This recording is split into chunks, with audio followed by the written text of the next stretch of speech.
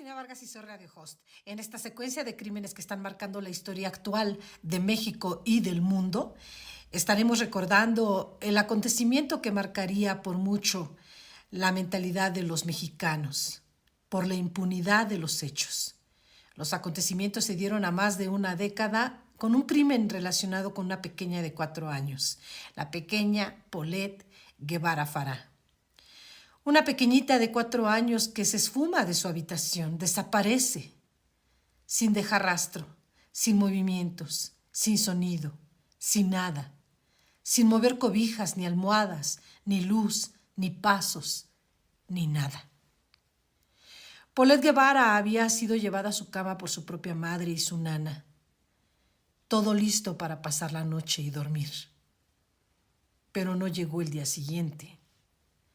El día siguiente iniciaría la semana, tal vez con actividades ordinarias como ir a la escuela, como desayunar, como convivir. Para Paulette no llegó eso. Entre tantos huecos, entre tantos espejos nublosos, puntos ciegos, existen tanta desinformación acerca de lo que pasó con esta pequeña, entre ellas la propia Carmen Valles, la directora de la escuela del colegio Cricri donde asistía la pequeña Paulette Guevara, asegura que la niña ya tenía varios días de no presentarse a la escuela y no le reportaban nada. Ella solamente sabía que la niña se encontraba mal y que no iba a asistir a la escuela. Hacía ya varios días. Así que imagínate la zozobra de la sociedad. ¿Qué sucedió con Paulette? ¿Por qué nunca llegó el lunes para ella? ¿Por qué el lunes se levanta su mamá a buscar a Paulette debajo de la cama, en el closet? Se sabe que la pequeña Paulette desaparece y que además de todo, pues es una niña que tiene problemas de coordinación. Es una pequeña que habría nacido prematuramente y su psicomotor derecho habría estado atrofiado, tanto así que tenía problemas de lenguaje y de movilidad. Paulette no podría vestirse sola, de tal manera que tendría asistencia de una nana. Así lo narra la mamá de Paulette en constantes entrevistas, una y otra vez, la misma narrativa. Cómo llegó a la habitación. Y en esa misma narrativa de cómo llegó a la habitación, cómo acostó a Paulette y le dio el beso de las buenas noches, en estas constantes narrativas, lo que llama la atención no es una y otra vez cómo platica que llevó a Paulette a su cama. Lo que llama la atención es que esas entrevistas las hace sentada en la cama de Paulette, donde invita también a los reporteros a sentarse ahí, una y otra reportera. Se sientan en la cama, toman las almohadas de Paulette, toman los muñecos de Paulette. Incluso la hermana de Lisette Farah, la mamá de la pequeña Paulette, pasa la noche en esa cama con su pareja, se duermen. Y en todo ese tiempo, 1, 2, 3, 4, 5 días, la pequeña Paulette está en ese lugar, en esa cama, inerte, muerta. Incluso hay una escena que te puede corroer el sentimiento. Y obsérvala bien o imagínala bien, porque se trata de Lisette Farah sentada a unos cuantos centímetros encima del cuerpo putrefacto, muerto de la pequeña Paulette. Y ahí ella está otorgando una entrevista. Justo ahí, donde dice que ha buscado a su hija debajo de la cama. Una historia de horror que empezó a contarse la noche del 21 de marzo del 2010. La noche en la que llegó el papá de Paulette y de la pequeña Lisette de 7 años a casa. Habrían pasado toda la tarde en Valle de Bravo en una casa rentada En alguna entrevista, Lisette Farah platica que ellos tenían casa en Valle de Bravo, pero la habían vendido. De manera que se habían ido a pasar un rato a Valle de Bravo y que incluso habrían estado con la familia del padre de las pequeñas. ¿Dónde estaba Lisette? Lisette acababa de llegar de otro viaje, pero a otro destino. Ella habría ido con una amiga a festejar su cumpleaños a Los Cabos, Baja California. Lo merecía, dice Lisette. Me sentía cansada, me sentía abrumada. Me fui con mi amiga. La pasamos bien. En toda esta narrativa se retrata un matrimonio en proceso de alejamiento. No esa noche, porque esa noche, según una entrevista que otorga Lisette Farah, habrían tenido sus besos, dice ella. Habrían tenido sexo. Pero esto te lo comento porque al final de cuentas la separación finalmente se consumó, llegó a su fin. Hay culpa e incluso la propia Lisette acusa a su expareja de haberla inculpado varias veces. El bulto, dice. Y eso no te lo voy a perdonar. Tú me hablabas de haber colocado un bulto. Ese es otro de los puntos ciegos de la investigación. ¿Por qué hablan de un bulto cuando todavía no sabían dónde estaba la pequeña Paulette? Y antes de llegar al determinante y amargo lunes, al que no llegó Paulette, tenemos que enfatizar que en la reconstrucción de los hechos aparecen todos los puntos ciegos posibles, entre ellos que es más importante decir coloqué un vaso, puse un vaso, yo puse el vaso acá y agarré el vaso acá, porque están reconstruyendo la escena, pero en esa reconstrucción de escena no hablan exactamente de que la mamá de Paulette, Lisette, habría llevado primero a su hija de 7 años a acostar y le dijo, espérame aquí, voy a acostar a tu hermana y después regreso a terminar de acostarte a ti. No, ella dice, acostamos a Paulette, la besé, le di el beso de las buenas noches, la nana me ayudó a vestirla y me salí a hacer mis cosas. Y entonces la otra niña, ¿dónde está? ¿Dónde está esa reconstrucción? ¿Se le olvidó? Bueno, cosas de mamás, cosas de puntos ciegos, cosas inexplicables que se fueron dando a lo largo de la reconstrucción de los hechos. En esa reconstrucción de los hechos, ella habla de que cuando no encontraban a Paulette, una de las cosas que ella hizo fue que cuando llegó el autobús a recoger a la pequeña Lisette de 7 años, ella bajó y corrió al autobús porque su hija iba a la escuela, Lisette. Y ahí mismo les preguntó, ¿de casualidad no está Po aquí? ¿No está Paulette aquí? ¿No ha venido aquí? A lo que el autobús escolar le dice, no, aquí no está. Pero entonces, Paulette tendría que haber ido a la escuela. Pero en investigaciones posteriores se sabe que el colegio Cricri, con la directora Carmen Valles, que era la que se encargaba pues de toda esta situación y que habla incluso de que Paulette tenía ya un aprendizaje avanzado, ya se valía por sí misma, ya platicaba más porque ella llegó hablando solo el papá y mamá y entonces la niña ya se desarrollaba un poco mejor, pero dejó de ir a la escuela. Y la propia profesora Valles dice, tenía varios días de no venir a la escuela. Paulette, o Po como le decían en el colegio Cricri, tenía varios días de no ir a la escuela.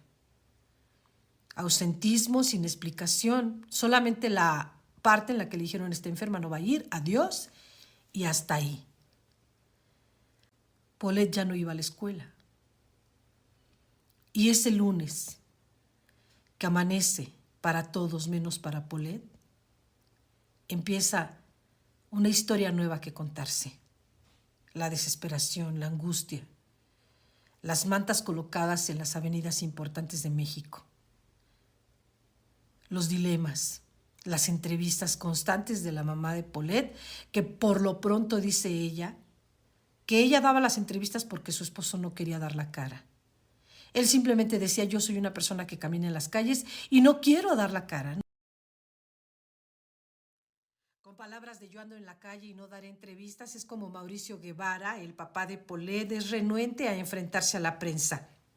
Más tarde tendrá que hacerlo y no solamente dando entrevistas, sino recreando la escena Después de ser arraigados, 4 personas, bajo las órdenes de la Fiscalía del Estado de México, son arraigadas. Entre ellas, la pareja, la familia Guevara Farah, el matrimonio entre Mauricio y Lisette, y las 2 nanas, las 2 hermanas que cuidaban de Paulette, una de ellas, y la otra al servicio de la familia.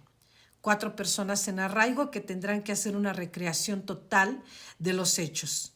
Ahí Mauricio tendrá que hablar. Ahí cesarán las acusaciones o se incrementarán. Más adelante sabremos que la pareja ya no se encuentra bien, que las acusaciones que se han hecho entre ambos contundentemente llevará a la separación. Habrán datos que se tengan que revelar. En esta recreación de los hechos hay demasiados puntos ciegos. Entre esos puntos ciegos hablan más de un vaso, donde lo pongo, donde lo quito, se cruzan entre ellos y no hay una información contundente. Esto hace que la Fiscalía tenga mayores dudas al respecto. Aparentemente la familia de Lisette habría hecho lo propio para que fueran colocadas 200 mantas en la búsqueda de la pequeña Paulette e incluso una página de Facebook en donde se invitaba a la gente a que si supieran algo dieran alguna aportación. La familia de Lisette estuviera movilizándose para el caso. En tanto que la familia Guevara, bueno, pues esas diferencias, esos resentimientos y la culpa que le endosaban a Lisette por parte de la familia Guevara, de Mauricio, el esposo. Desafortunadamente no llegaron a nada. Por su parte, las autoridades del Estado de México habrían empleado 4 caninos, 4 perros en la búsqueda incesante, no solamente en las barrancas, en la alberca, en los jardines, en toda la zona aledaña de Portobello, en el fraccionamiento de Huixquilucan, en la búsqueda de la pequeña Paulette. Se habría descartado la hipótesis de un secuestro porque nadie habría pedido un rescate. Las puertas, las ventanas, nada había sido violado y eso daba la conjetura de que Paulette no habría llegado demasiado lejos.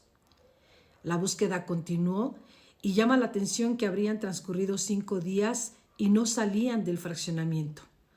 Todo por órdenes de la Fiscalía que daba de forma interna.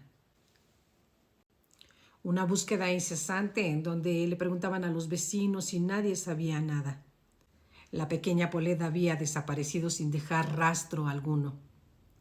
Incluso en algunas entrevistas llama la atención el comportamiento de Lisette, después de que se le veía de forma extraña, una conducta bastante absurda. En algún momento bromeó que pensó que los ovnis habían abducido a su pequeña o que tal vez Harry Potter. No se sabía si bromeaba o estaba ya desafortunadamente incongruente en algunas de sus respuestas. Algunos otros aseguraban que se preparaba para dar las entrevistas e inclusive algunos otros dicen que consultaba si debía llorar o no. Todo eso generó especulación en contra de Lisette Farah. Finalmente, después de 9 días de búsqueda continua, el cuerpo de la pequeña Paulette, a 9 días de búsqueda incesante, fue encontrado sin vida, atrapado en el colchón y la base de su cama. Pero sí es durante esos 9 días que suceden cosas inexplicables. Entre ellas, el cuerpo sin vida de Paulette Guevara, la niña de 4 años, es encontrado finalmente entre 15 centímetros que separan el colchón de la base de su cama. Sí, esa cama que había estrenado una semana antes, que le habían comprado, con sus juguetes, con sus colchas, con sus cobijas a los lados, con sus almohadas que no se movieron, las almohadas a los lados, que no se movieron, que nada se movió, y que el cuerpo solito de la propia Paulette se fue desplazando, que no podemos explicar y lo decimos una y otra vez. Si yo que tengo mi movilidad al 100% de forma corporal, no podría hacer un Houdini como el que están narrando ahí, moverme sin mover absolutamente ni una cobija, sin mover las almohadas de los lados, llegar a la punta de los pies de la cama sin hacer ningún movimiento. Paulette lo hizo. Ante la teoría de la familia y de la propia fiscalía, Paulette lo hizo. Paulette estaba en la cabecera de su cama con sus 2 almohadas a los lados, protegida para no caerse. La pequeña que casi no se podía mover, la pequeña que no se podía cambiar de ropa sola, se desplazó de forma sigiliosa. ¿Cuánto puede medir una pequeña de 4 años? Duplicando su tamaño, su estatura, llegando a la base de los pies, a la base de la cama, para quedarse atorada en solamente 15 centímetros, con una altura de 34 centímetros entre los colchones, porque eran 2 colchones, uno encima de otro, y sumaban una altura de 34 centímetros, y con un ancho de 15 centímetros ahí, estiradita, ni siquiera con una pierna doblada, ni siquiera con un brazo atorado, estirada con sus manos en firme, tal vez con sus manos un poco hacia arriba, pero ahí estaba Paulette. 9 días sin olor, hasta que llegara la fiscalía, hasta que llegara el peritaje y una nueva recreación, para que uno de los peritos percibiera un olor a humedad, dice él. El olor a humedad que delató y que hiciera que él se agachara y empezara a husmear entre las orillas y los bordes de la cama para finalmente levantar la primera colcha y encontrar una prominente mancha de sangre vieja, de sangre seca. Incluso uno de los peritos dice: la madrearon. Levantan otra parte de la colcha, tal vez una sábana, y hay más mancha. Finalmente y cautelosamente, en el video podemos ver, en el video de la fiscalía, cómo es que cuidadosamente levantan la última parte de las colchas de la cama, y ahí está el rostro impuesto al colchón sin poderse ver. Se veía su cabello enredado, su cabello como si estuviera alborotado, tapándole todo. Se alcanzaba a ver la famosa pijama de la que mucho se habló. Y es que esta prenda, esta pijama, resulta ser muy relevante, dado que la propia Lisette la exhibe como una de las pertenencias de la pequeña Paulette en una de las entrevistas que ella realiza, que otorga a una de las televisoras importantes de México. La propia Lisette exhibe los juguetes de Paulette, los peluches de Paulette, la ropita de Paulette, y de pronto sale la pijama. Una pijamita color verde agua con morado, y entonces cuando toca la pijama, bueno, es que mi otra hija tiene otra igual. Mi pequeña Lisette también tiene una pijama. Cada quien tiene la suya. Parece que lo piensa. ¿Qué pasó, Lisette? Apenas estaba exhibiendo las cosas que le pertenecen a Paulette y ella misma enfatiza que la pijama no es de Paulette. Y además el énfasis lo hizo ella. Tiempo adelante, el cuerpo de la pequeña Paulette es encontrado con esa pijama. La mañana del 31 de marzo del 2010, después de 9 días de incesante búsqueda, Paulette es encontrada muerta, atorada en 15 centímetros que separan sus colchones de la base de su cama. El dictamen de muerte de la pequeña Paulette, la causa de muerte, es por asfixia. Ahí termina el episodio más importante para Paulette. Inicia un episodio diferente para la política.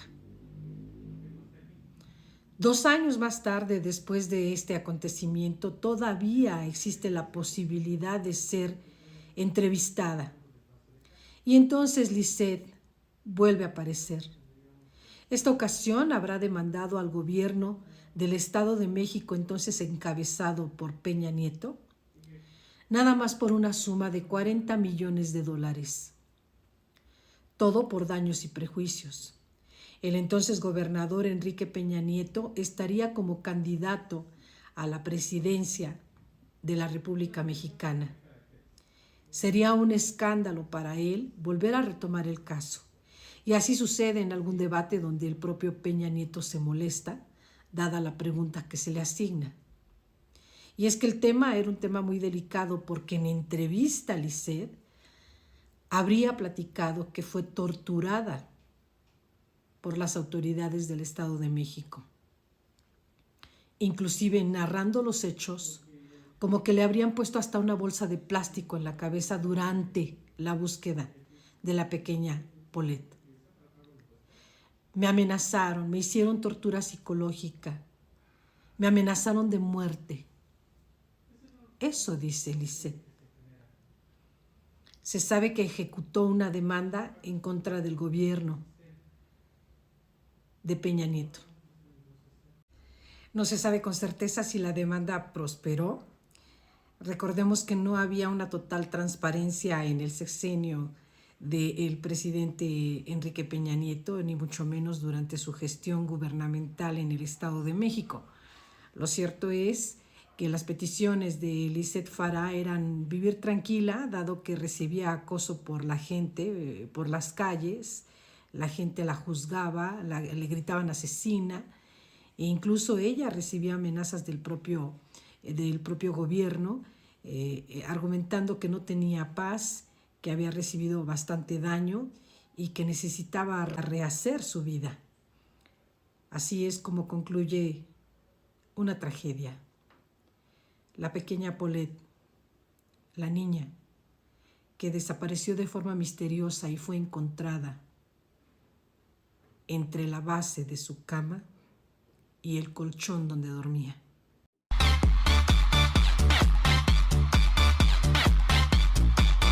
Hit the